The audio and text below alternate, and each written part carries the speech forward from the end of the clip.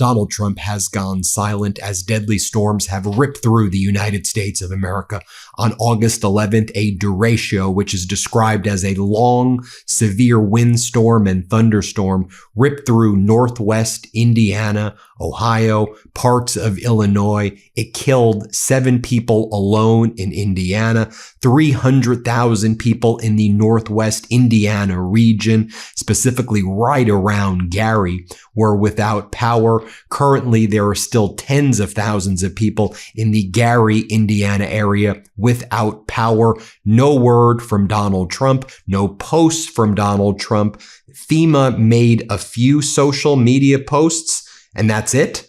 They posted, @POTUS has approved an emergency declaration authorizing FEMA to support the state with resources to save lives and protect infrastructure, which was viewed 1.4 thousand times, or 1.4 thousand impressions. That was 3 days ago. They also posted this graphic. Indiana is leading efforts to protect lives, public health, safety, and property in 53 counties affected by severe storms, tornadoes, and flooding. And then on August 11th, when the derecho hit, this is the message that was posted. Damaging winds and severe storms are possible in parts of the country today. Before the storms arrive, charge your devices, have multiple ways to receive alerts, monitor forecasts closely, and know where you'll go if a warning is issued. Stay safe and follow local officials for updates.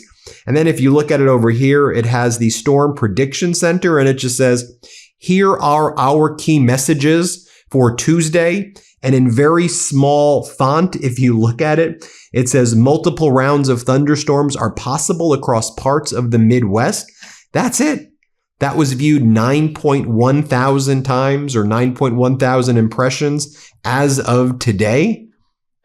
No message from Donald Trump, not a word, not a tweet, not a truth, nothing, no posts.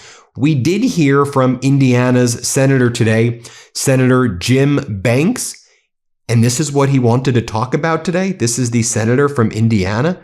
Here, play this clip. Until you come to the table, clear the straight, and ensure us that you will never have a nuclear weapon. And President Trump's legacy is going to be that he was the president that brought peace to the Middle East and to the whole wide world by preventing Iran from ever having a nuclear weapon. I don't know, maybe talk about the derecho and talk about what's actually going on in the state. And by the way, did you all know this was going on right now? That's why I want to use this platform at the MeidasTouch Network to bring attention to it with this video.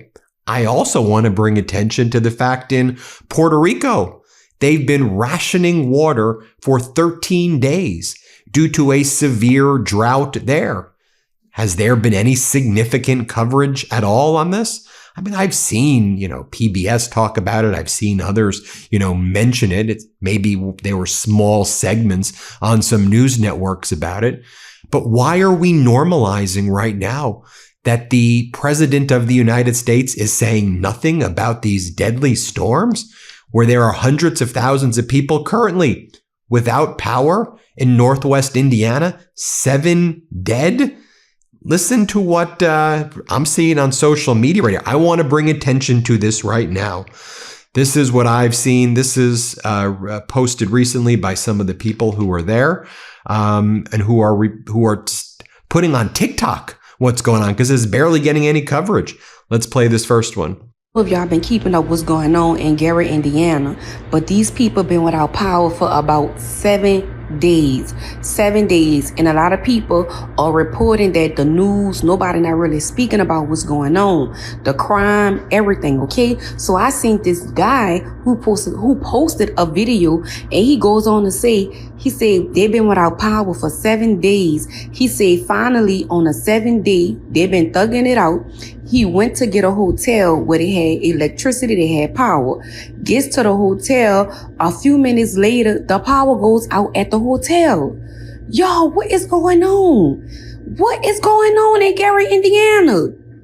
Please, somebody share, repost, send help.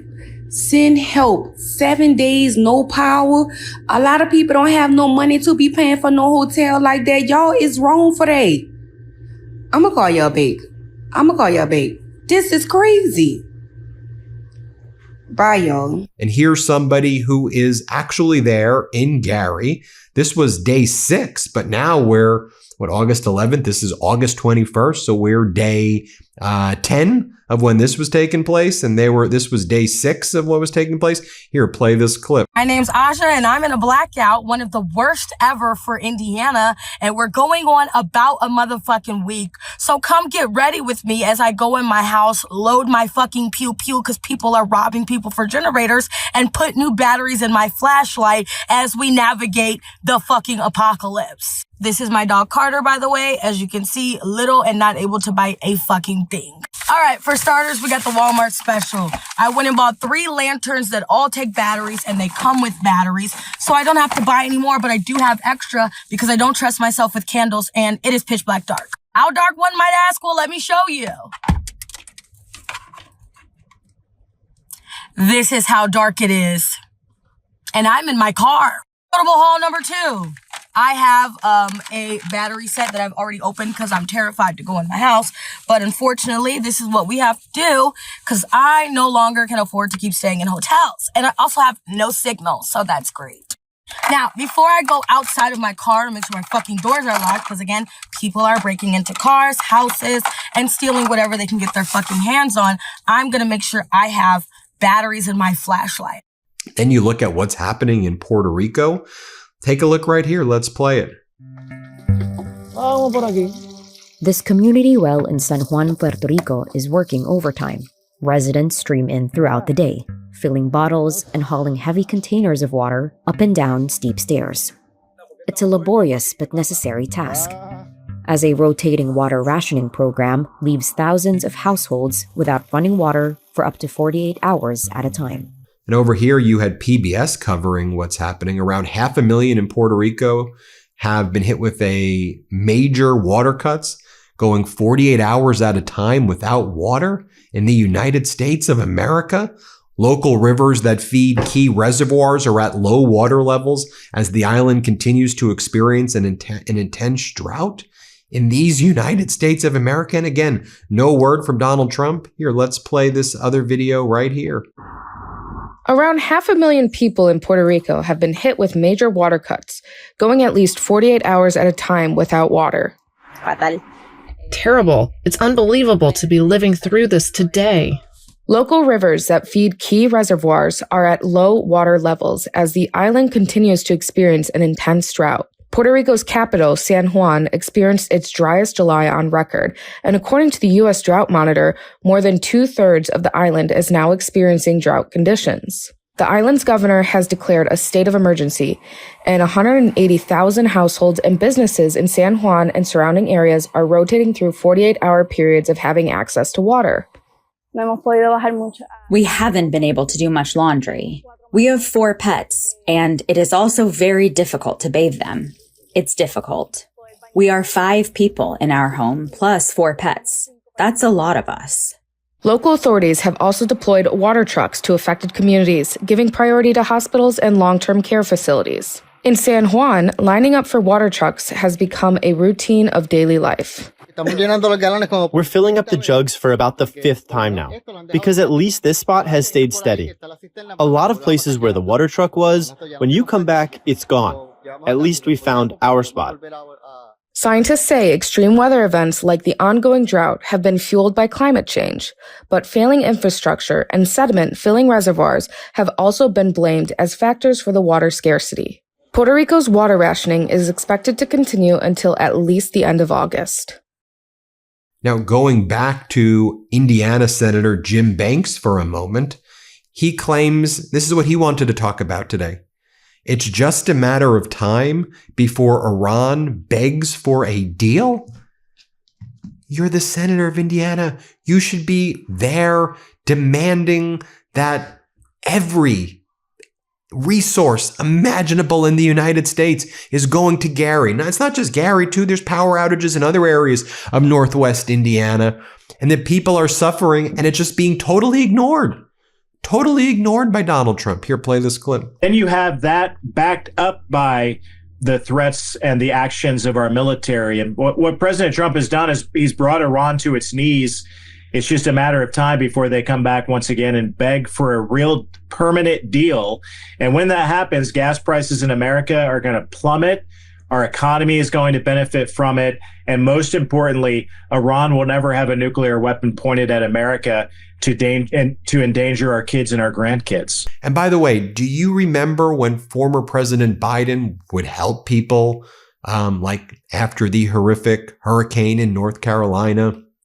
And Donald Trump would just spread lies about it. Oh, Biden's not doing this. He would be the main spreader of disinformation. I'll just remind you so you can see for yourself. Play this clip. Isn't her egregious hurricane response the worst response in North Carolina and other states since Katrina? But I think it was even worse than Katrina. They haven't even responded in North Carolina. They haven't even responded. There's nobody. They don't see any FEMA. You know why? They spent their money on bringing in illegal migrants. So they didn't have money for Georgia and North Carolina and Alabama and Tennessee and Florida and South Carolina. They didn't have any money for them. They spent all of their money on bringing in illegal immigrants. And then what we saw in the first year and a half of the Trump regime is that when states, even red states like Georgia, which, Democratic senators, I should call it a purple state, and now leaning blue, actually, but a Republican governor is probably a better way to put it and over there. Even in a state with Georgia that has a Republican governor, granted, Donald Trump doesn't like their Republican governor. Trump did not provide relief there. Donald Trump was not providing relief to North Carolina when they were asking for supplemental relief. There were so many states that were begging. And then last year we talked about as well. Remember in St. Louis, there was horrible storms last year, and then Donald Trump refused to provide help, and we featured the mayor, and the mayor was out there saying, "What are you doing?" Remember that? Let me just play that clip just to remind you as well. Let's play it. Very unfortunate from that standpoint. You have the migrants, you're reading about it. Now, a lot of the money that was supposed to go to Georgia and supposed to go to North Carolina and all of the others is going and has gone already. It's been gone for people that came into the country illegally. And nobody's ever seen anything like that. That's a shame. Now I want to bring on Deanne Criswell, former FEMA administrator under the Biden administration from 2021 to 2025. Deanne, it is great to see and great to talk with you. I was speaking earlier with Dan Coe, who's running for Congress over in Massachusetts. And he was saying, look, Ben, we're in the peak hurricane season right now. And, the Trump administration's not even doing some of the most basic stuff as they've shown before. And he said, I'm very worried about FEMA. He said, you should speak with Deanne. And I said to him, even someone like me who covers all of the ins and outs of the Trump administration, I call it the Trump regime, I said, you know what? I kind of got lost in all of the distractions, and I was covering about all of the turnover at FEMA and all of the issues. And I said, aren't we in hurricane season? Yeah, we're in peak hurricane season right now. And so there's no one better to talk to you right now than talk to you about what's going on, what your concerns are. I want our audience to know what's going on. Tell us what we should be focused on right now as we are in peak hurricane season. Well, Ben, I'm really happy that you're giving me this opportunity to talk because it is really important. I think the last couple of years, we've seen a slow hurricane season, but I even hate to say that, right? Slow or busy hurricane season. It doesn't matter really how many named storms there are. It just takes one to have a big impact, right? Think about the East Coast with Superstorm Sandy that hit back in 2012. There weren't a lot of major hurricanes that year, but that one really devastated and people still remember it. So it doesn't really matter what the forecast says. You need to be prepared if you live in one of those areas that's prone to hurricanes. And every year can be very different. So the biggest thing that I would say that people need to do first is really understand your risk. Where do you live? Do you know whether or not you are in an area that's prone for high winds, for hurricanes? Do the hurricanes bring more flooding? Do they bring more winds? Do they bring more hail? Are you new to the area? Do you know where you're going to get that information from? That's the second piece. How are you going to get reliable and factual information about the threat that the storm may be bringing, the path of the storm, and what actions you need to take? And then, do you have any personal needs, right? Do you have ambulatory issues? Do you have special medications? Do you have pets? What are those kind of situations that you need to take into account? So if you're asked to evacuate, you know where you're going to go. And then make that plan. Make that plan for how you're going to get to where you're going to go. I would say one of the biggest things that we need to do, and I talk about knowing where you're going to get information, is this communication piece as well, right? Knowing how you're going to communicate with your family members and others to let them know that you're safe. Because a lot of times what we see is people will call in that they have a family member that's missing, but that's just because they haven't heard from them, because cell towers can be down or because the power is out. And so, simple things like charging your phone and bringing extra batteries, or do you have a phone that has satellite capability so you can communicate out by text messaging to get that information out to your families? This communication piece, whether that's how you're getting information and factual information or how you're getting that information out to your family, is so important, especially as these storms get more significant. You were the FEMA administrator from 2021 to 2025. You were a steady hand there. You relied on lots of experts. You built out a great team. You had to contend with a tidal wave of disinformation. I mean, using weather terms, a tsunami of disinformation that came your way. I want to ask you about the concerns that may exist right now with everything that's going on there. But I want to ask you about that aspect of it because, it's very different in our country. Usually when it came to disasters and storms and weather and issues like that, it never became a source of, okay, this is where a political party or someone like a Trump was going to come in and use it to divide. And it made the work very, difficult. And a lot of the things that they were falsely accusing FEMA of doing and not providing aid and assistance when that was going on, we see them actually doing when they came into power. I'd just love to get your perspective on all of that. Well, disasters don't care whether you're a blue state, you're a red state. They don't care about your county lines or your state lines. They are going to impact everybody. They don't discriminate against rural versus urban areas. Everybody can be impacted by a storm, and their individual level of preparedness is going to determine what that recovery journey looks like. And when you put politics in the middle of it, it just creates an environment where people have distrust in the government, especially at a time when they need it the most.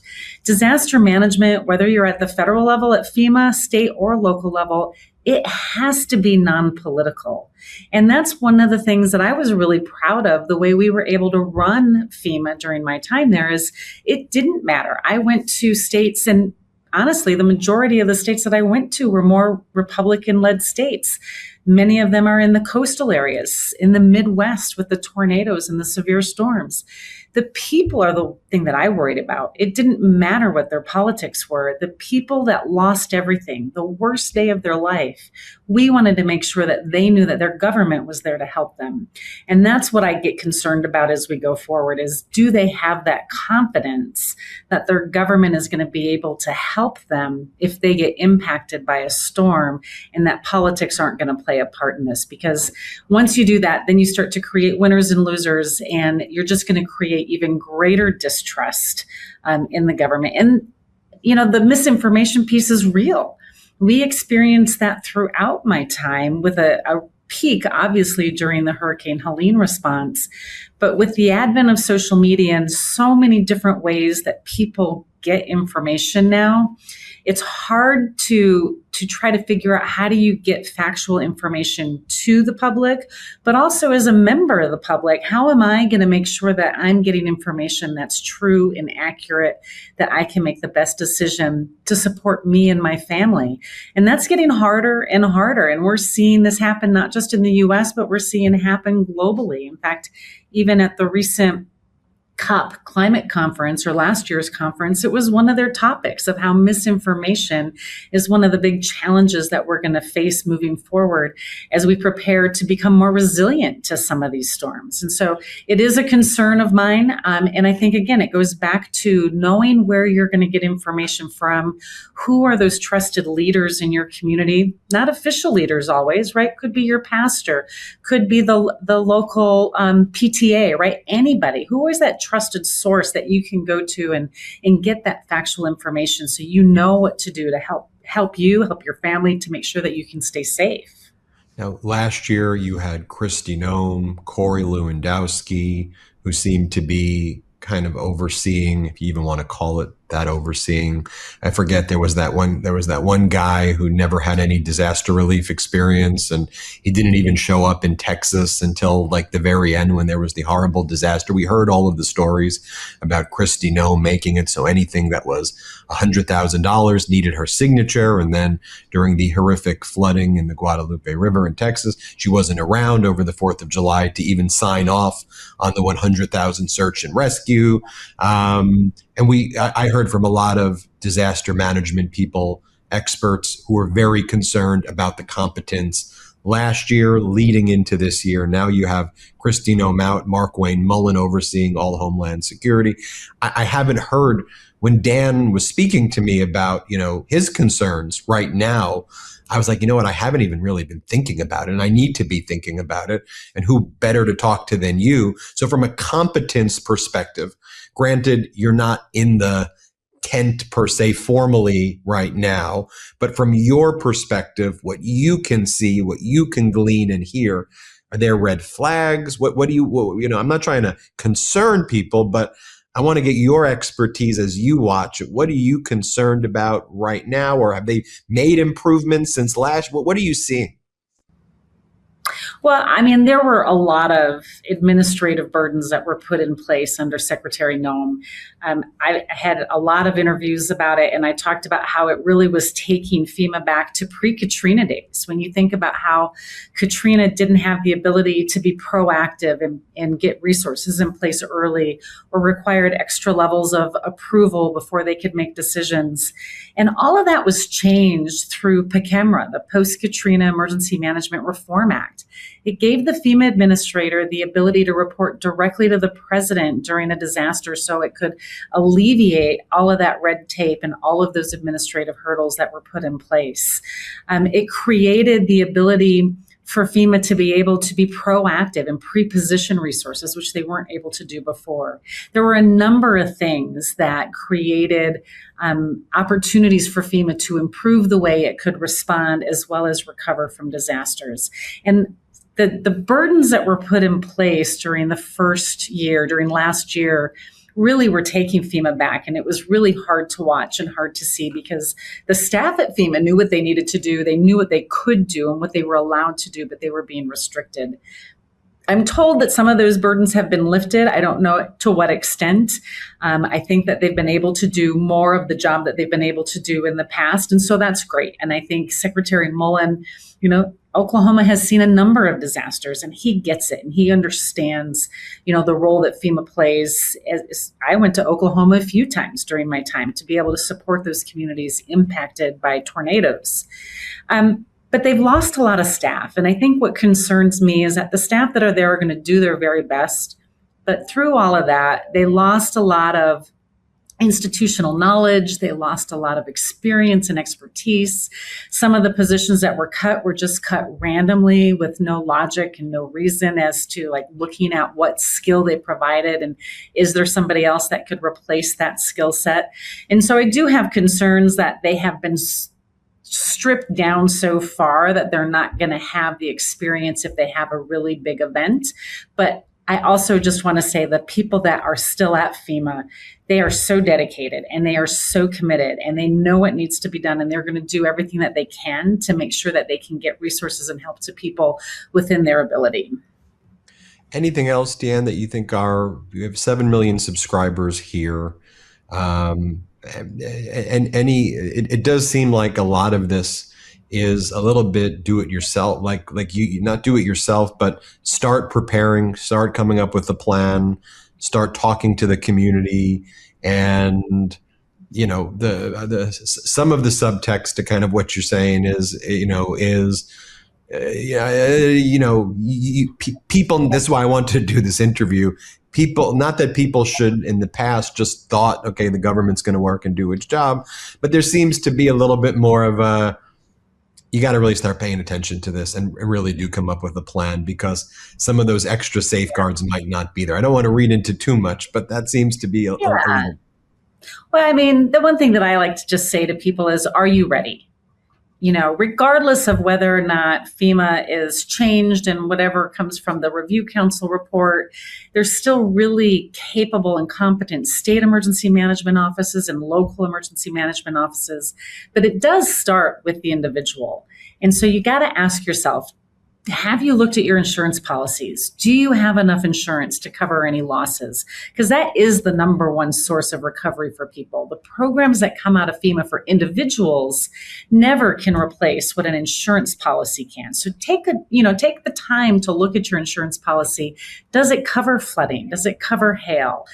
Do you have relocation assistance if you can't come back to your house? It's just really important to maybe look at that and understand what your coverages are and what they aren't. So that way you can plan for what, you might not have and where you might need assistance, whether that comes from the federal government, comes from a nonprofit, comes from some of the philanthropic organizations that we always see step up after disaster happens.